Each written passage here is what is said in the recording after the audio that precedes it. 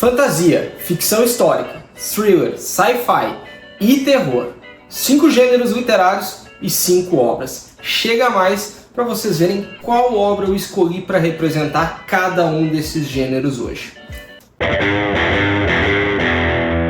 Fala pessoal, eu sou o Andrew do Arsenal Books e hoje eu tô aqui para fazer um vídeo um pouco diferente. Eu peguei os 5 principais gêneros que eu costumo incluir nas minhas rotinas de literatura e escolher uma obra para representar cada um desses gêneros. O meu intuito aqui é trazer obras que eu acho que são clássicos desses gêneros, mas que também trazem uma boa introdução para vocês a cada um deles. E aí, para quem está em dúvida de por onde começa em determinado gênero que não está tão acostumado, talvez aqui vocês encontrem boas opções. Então, antes de começar essa lista, eu já vou pedir, deixa teu like, comenta aqui dessas obras qual vocês já leram ou façam a lista de vocês, quais obras representariam cada um destes gêneros. Principalmente, se inscreve no canal, ativa o sininho para notificação. Toda terça-feira, com certeza, vocês me encontram aqui às 19 horas, podendo sempre ter vídeos extras. Vocês dão uma força gigantesca só clicando no botão do like aqui. Vamos fazer a comunidade do Arsenal Books crescer ainda mais. Então chega mais, vamos trocar uma ideia sobre esses livros.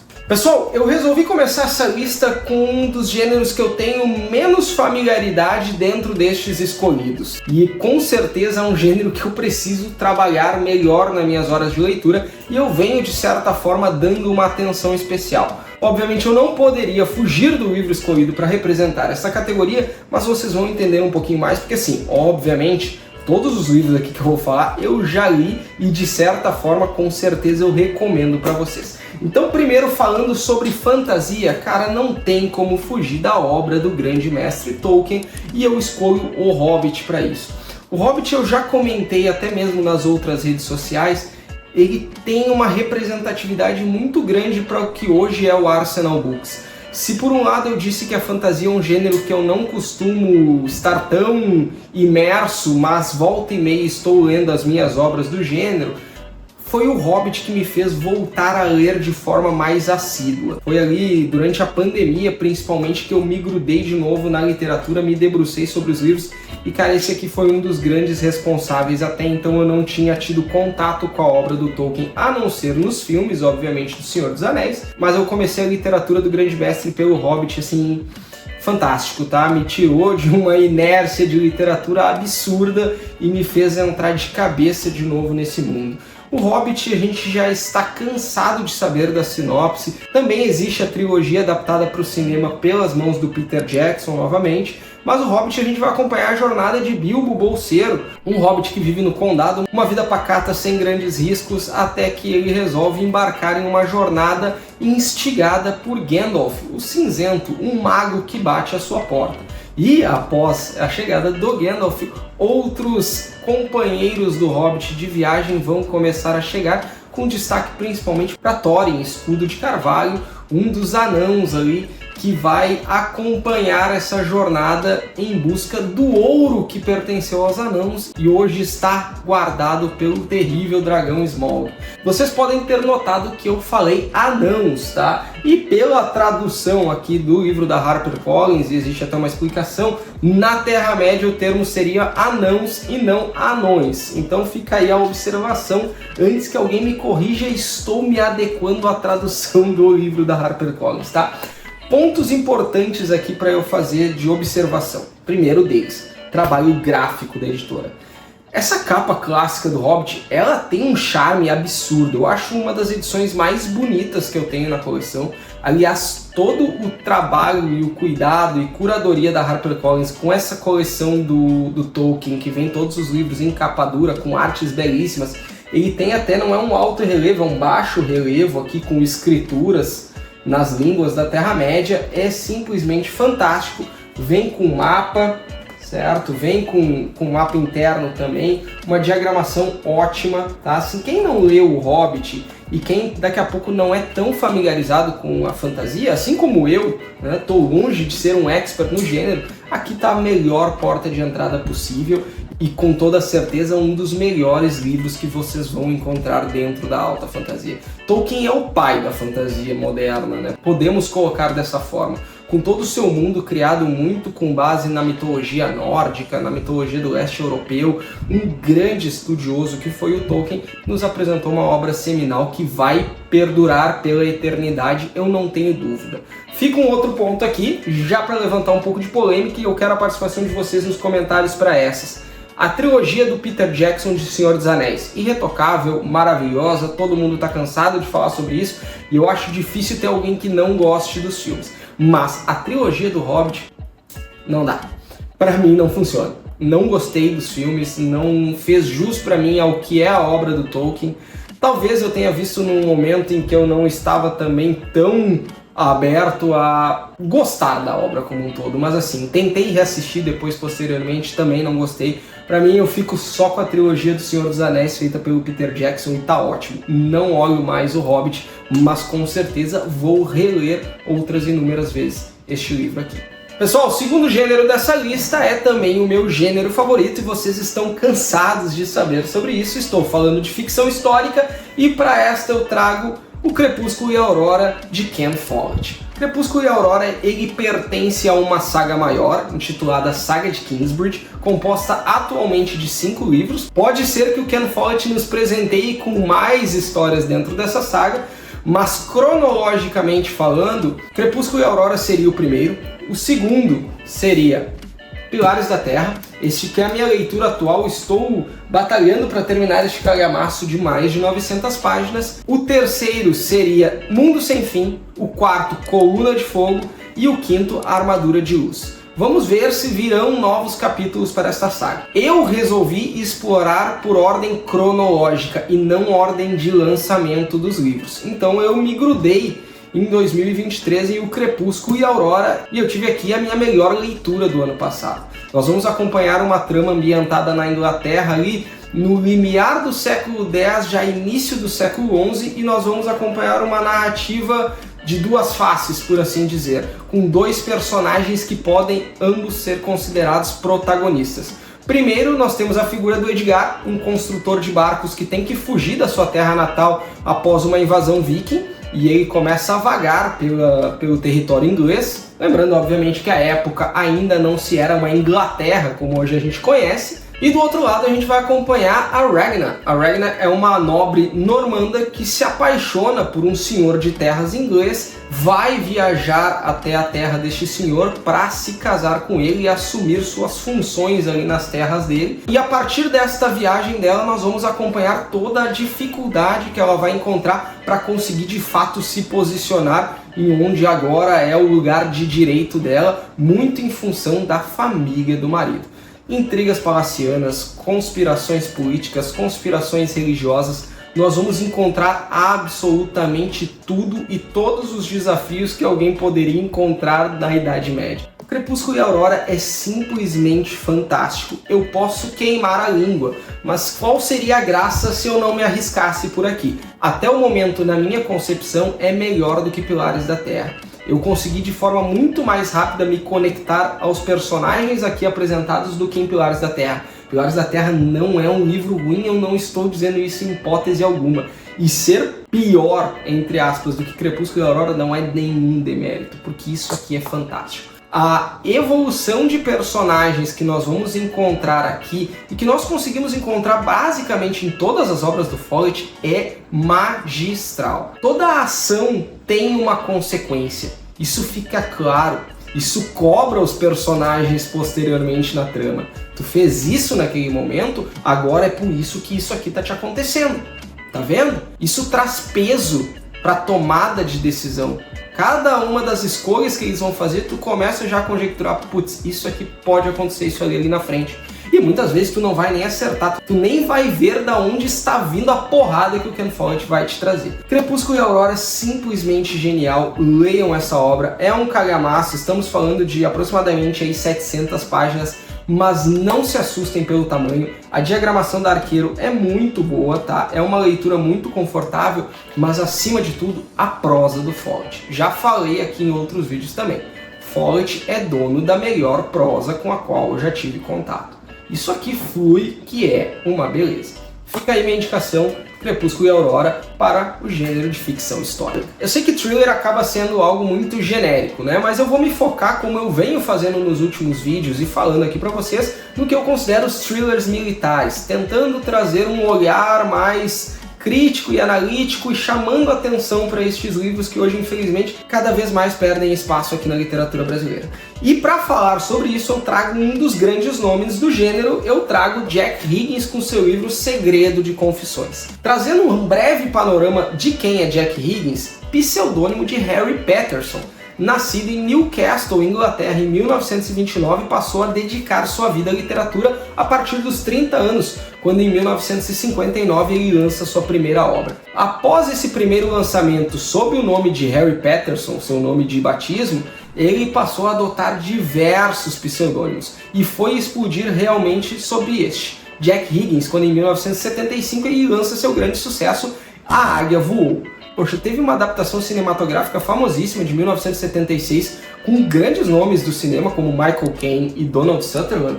E eu tenho aqui, até trouxe como curiosidade, já apresentei aqui no canal, a continuação desse livro que eu consegui trazer lá de Portugal numa versão em inglês, The Eagle Has Flown, que seria algo como A Águia Voou, certo? Mas eu trago aqui para falar sobre Jack Higgins essa obra Segredo de Confissões que eu achei num sebo. Infelizmente vocês podem ver que a minha edição ela é mais antiga, ela tem até um layout antigo da Record. Provavelmente a Record deve ter os direitos ainda de Jack Higgins e por que não sai mais eu não consigo entender. Mas vamos lá. Em Segredo de Confissão nós vamos ser introduzidos a uma trama conspiratória em território irlandês. Por que isso é um ponto de destaque? O Jack Higgins, ou Harry Patterson, muito novo ainda na sua vida, ele se mudou para Belfast, capital da Irlanda, com a sua mãe e viveu e cresceu no meio daquele conflito político-religioso que é muito latente em território irlandês. Então acaba que grande parte de suas obras, eles têm como pano de fundo este conflito em território irlandês. E aqui nós vamos ser apresentados a Cuchulainn. Cuchulainn, que é codinome para um coronel soviético da KGB que tornou-se, durante a década de 50, um grande mestre da Guerra Fria, treinando e infiltrando soldados soviéticos em territórios europeus ocidentais, então no mundo livre, para causar o caos. E, obviamente, ele está no meio da Irlanda, que é o ponto mais efervescente desse mundo livre, onde o conflito ele está entremeado.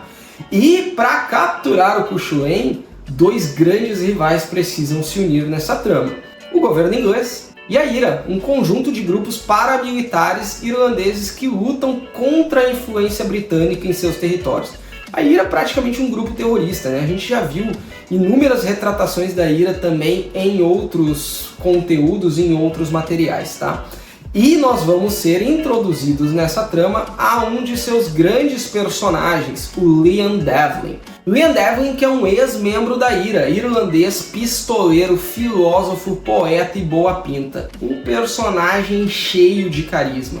E é impressionante que mesmo eu tratando de uma obra curta, aqui vocês estão vendo cerca de 270 páginas, tem muito espaço para desenvolvimento de personagem. Através de diálogos muito afiados, o Jack Higgins consegue construir essa trama e dar carisma para todos, desde o Cuchulainn até o Liam Devlin e todos os outros que permeiam a trama como um todo. Todo mundo tem um peso, todo mundo tem algo a dizer, parece. Não tem ninguém ali que é só um NPC, por assim dizer, que está ali só para te responder e fazer a trama andar ou te dar uma missão pro Liam Devlin. Não. Todos eles parecem ter seus pontos de vista, parece ter seu background, tu consegue sentir isso, sabe? Eu achei genial a construção do Liam Devlin e dos outros personagens. E assim, entrou também como uma das melhores leituras que eu fiz no ano. Simplesmente fantástico. Estou com outras obras aqui do Higgins para ler, como eu disse, esta em inglês. E eu tenho mais uma em português, que é A Morte Chega à Noite. Eu disse, é difícil achar essas edições hoje aqui no Brasil, cada vez mais esse gênero vem sendo esquecido, mas eu vou lutar contra. Conheçam Jack Higgins, vale muito a pena. Agora entramos em um gênero que eu sou particularmente muito fã, principalmente pela gama de questionamentos que ele é capaz de levantar, e eu estou falando do sci-fi e da ficção científica. Fica aqui meu adendo, tá? Se por um lado nós temos um trabalho muito esquecido e abandonado do mercado brasileiro por parte dos títulos de thriller militar, como eu venho comentando, no sci-fi a gente vê cada vez mais abrindo-se portas. Obviamente eu posso falar sobre a editora Aleph, que é quem trouxe este livro que eu vou apresentar aqui para o Brasil, mas eu também quero destacar a revista Tachyon FC, que eu já falei por aqui. A revista Tachyon que incentiva e fomenta o gênero do sci-fi no Brasil com autores brasileiros. Toda edição da Tachyon é feita uma seleção de contos de autores nacionais que vão entrar para a edição em específico. Eu tive a oportunidade e o prazer de contribuir com 2 edições com 2 resenhas minhas. A primeira de Guerra Sem Fim, do Joe Haldeman, e a segunda de Eu, Robô. Eu vou estar deixando os links dessas edições aqui na descrição do vídeo, é 100% gratuito. Entrem lá, baixem todas as edições, leiam, vocês não vão se arrepender e o trabalho editorial e gráfico disso é maravilhoso. Mas a obra escolhida aqui para o gênero do sci-fi, eu trago Duna. Duna para mim foi um divisor de águas também nesse gênero, eu simplesmente me apaixonei por Duna. Obviamente eu conhecia a fama da obra, eu sabia que muita coisa derivava daqui. Primeiro, eu sou fã de Star Wars, tá? Agora sim, Star Wars vem muito daqui, não é o contrário. Para quem só está acostumado com cinema, Star Wars veio depois de Duna, perfeito? Então já fica esse ponto. E Duna, cara, ele traz tanto debate, tanta filosofia, uma mescla de tanta coisa que a gente vê e vive no nosso mundo e que obviamente era efervescente na época que o Frank Herbert escreveu, que é simplesmente genial e atemporal. O pessoal agora está muito mais ligado em Duna por causa das adaptações do Denis Villeneuve, com Timothée Chalamet vivendo o protagonista. São ótimos filmes. Quem ainda não assistiu, dê uma chance. Eu sei, são filmes longos, mas Senhor dos Anéis também era. Não estou comparando as obras, mas são ambas de muita qualidade. Então deem uma chance para as obras de Duna. E agora, essa semana, alguns dias atrás, saiu o primeiro episódio de uma série prequel de Duna pela HBO Max, Duna A Profecia. Se passa cerca de 10 mil anos antes dos filmes do Denis Villeneuve, antes, consequentemente, do livro de Duna. Eu ainda não comecei a assistir, vou começar este final de semana. Um dos atores que está por trás e comandando o elenco é o Travis Fimmel, para quem não está reconhecendo, o nosso eterno Ragnar de Vikings. Eu estou muito curioso para conferir essa série. E aqui em Duna a gente vai acompanhar a jornada do clã e da casa Atreides sendo designado para comandar e pôr ordem no planeta Arrakis, conhecido como Duna porque ele é um grande deserto. E a gente vai acompanhar toda a preparação da casa Atreides, da família Atreides, saindo de Caladan, o seu planeta atual, onde eles têm um clima diverso e ameno, e indo para este inferno de areia. E quem comanda Arrakis comanda também praticamente o Império Galáctico, porque é das areias de Duna que se extrai a especiaria, um composto importantíssimo para absolutamente tudo dentro do universo criado pelo Frank Herbert. Muitos associam a especiaria à época como uma mistura entre o petróleo, né, porque aqui todas as viagens intergalácticas elas dependem da especiaria, mas também com o LSD, que na época, que anos 70, que o Frank Herbert concebeu essa obra, era uma coqueluche, né, entre os jovens principalmente. E por que eu falo isso? Porque se do lado tu tem a especiaria que move as naves, tu também tem a especiaria sendo utilizada como algo para te transcender. Ela também traz certos poderes, por assim dizer, e pode liberar certas funções aos seus usuários. Ela também é um opiótico. E aí, para além dos desafios que a família Arrakis enfrenta só por uma questão de mudança de planeta para um ecossistema totalmente diferente, nós vamos também ter o quê? Intrigas palacianas, traições, tramas políticas. Tu vai encontrar absolutamente tudo dentro das páginas de Duna. É um calhamaço, estamos falando aqui de cerca de 680 páginas. A história ela é muito densa, não é um livro muito simples de se aventurar, mas eu acho uma excelente porta de entrada para o gênero de sci-fi, porque querendo ou não, Duna já está entremeado na cultura pop. Vocês vão ver e ler coisas aqui e vocês vão associar a outras artes que vocês já viram por aí. Como eu disse, obviamente, principalmente Star Wars. Então assim, excelente porta de entrada. Eu quero ainda fazer um especial de Duna por aqui. E aí eu tô pensando no formato, porque isso aqui tem muita coisa para falar. Eu obviamente não vou me limitar a este vídeo, terá especial Duna. Não vou prometer para quando, mas terá. E para isso, se inscreva no canal, ative o sininho para notificação, que aí vocês não correm o risco de perder.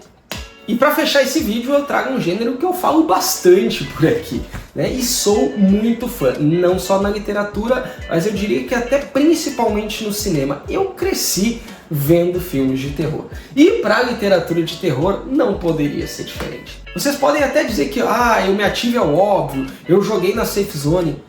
Não interessa, todo mundo precisa ler essa obra. E quando vocês lerem essa obra, é muito difícil que vocês não venham aqui concordar comigo. Eu estou falando de Drácula, de Bram Stoker, nessa edição magnífica da Dark Side Books, Dark Edition, né? Lembra um livro antigo, corte trilateral dourado, lindíssimo. Aqui todo o trabalho interno da Dark Side muitas vezes dispensa comentários, né? E lançado em 1897 pelo irlandês Bram Stoker, aqui a gente vai acompanhar a maior história e saga de vampiros já escrita, criada pelo homem, nunca superada e nunca será superada, provavelmente. Drácula é seminal. Aqui a gente vai acompanhar um romance epistolar, então já começa por aí, porque ele tem um formato narrativo muito diferente. Para quem não está acostumado com romances epistolares, aqui a trama toda vai ser contada através de cartas, de diários. Então nós vamos ver os personagens escrevendo o que eles estão vivendo, o que eles viveram, suas percepções, e é através desse compilado de relatos que a gente acompanha toda a trama e o desenrolar dela. Obviamente Drácula se tornou um ícone da cultura pop, todo mundo conhece de alguma forma e já teve contato com essa obra mesmo que indiretamente, adaptada inúmeras vezes para o cinema. Acredito que em termos de adaptação cinematográfica para esta obra aqui, a do Francis Ford Coppola, Drácula de Bram Stoker, é a mais fiel. Gary Oldman no papel do Conde Drácula é simplesmente genial. Eu sei, existem alguns percalços ali no meio do caminho, mas é assim um bom filme. Artisticamente eu acho ele excepcional, certo? Estou empolgadíssimo para ver a nova adaptação de Nosferatu pelas mãos do meu diretor favorito atualmente, Robert Eggers. Eu tô assim, cara, eu tô muito ansioso para ver esse filme. William Dafoe é simplesmente genial, ele tá no elenco e assim, essa obra parece que vai entregar tudo. Saindo desse vídeo, vejam o trailer de Nosferatu. Vocês vão ter um pouquinho da dimensão do que eu tô falando por aqui. E aqui na trama, inicialmente nós vamos acompanhar a jornada de Jonathan Harker, um advogado inglês que é enviado à Transilvânia por seu escritório para atender e sanar todas as dúvidas e atender todos os desejos de um dos maiores clientes, o Conde Drácula. E o Conde Drácula ele tem o plano de se mudar para a Inglaterra, e então o Jonathan Harker, como advogado, está lá para ajudar ele em todos esses trâmites. Não é nenhum spoiler para vocês, todo mundo sabe o que é o Drácula, e é com o avançar dessa viagem do Harker até a Transilvânia que ele vai começar a perceber a puta enrascada que ele tá metido. Cara, a construção disso daqui é tão fantástica, a mitologia por trás disso, tentar entender como que o Bram Stoker concebeu tudo isso é simplesmente fantástico. Aqui é o horror gótico no mais alto nível. Para mim, acho muito difícil, é como eu já disse, existem certos livros que a gente torce a cada leitura para superá-lo, mas eu acho que não será possível. Drácula é o melhor livro de terror de todos os tempos e quem não o leu precisa ler. E já me perguntaram isso. Drácula é obviamente classificado como um dos livros clássicos da literatura e é o melhor clássico que eu já li até hoje. Não vou dizer que sou grande leitor de clássicos, mas nenhum superou Drácula ainda pra mim. Então assim, é um livro completo em todos os sentidos. Personagens densos, uma mitologia fantástica por trás, passagens de arrepiar. O personagem Renfield, putz, cara, leiam isso aqui que vocês não vão se arrepender e depois vocês passem aqui para me agradecer. Bom, pessoal, por hoje é isso. 5 gêneros, 5 livros para cada um deles, 5 indicações. Como eu disse lá no início, comentem aí quais livros responderiam às 5 categorias para vocês: fantasia, ficção histórica, thriller sci-fi e terror. Deixa aí nos comentários, vamos trocar uma ideia. Não se esquece, deixa o like porque vocês ajudam demais o trabalho feito por aqui. Eu quero cada vez mais conseguir expandir o canal e dar foco total. E também compartilhe esse vídeo com quem possa interessar. Aquele amigo que vocês querem incentivar a leitura, poxa, aqui estão excelentes portas de entrada. E se inscreve no canal, ativa o sininho para não perder nenhuma postagem. Toda terça-feira às 19 horas vocês me encontram por aqui. Sigam também as outras redes, porque por lá eu consigo compartilhar alguns conteúdos de forma mais online, leituras em andamento, percepções, né? O que vocês quiserem, e a gente troca uma ideia também por lá. Eu vou ficando por aqui e a gente vai se falando.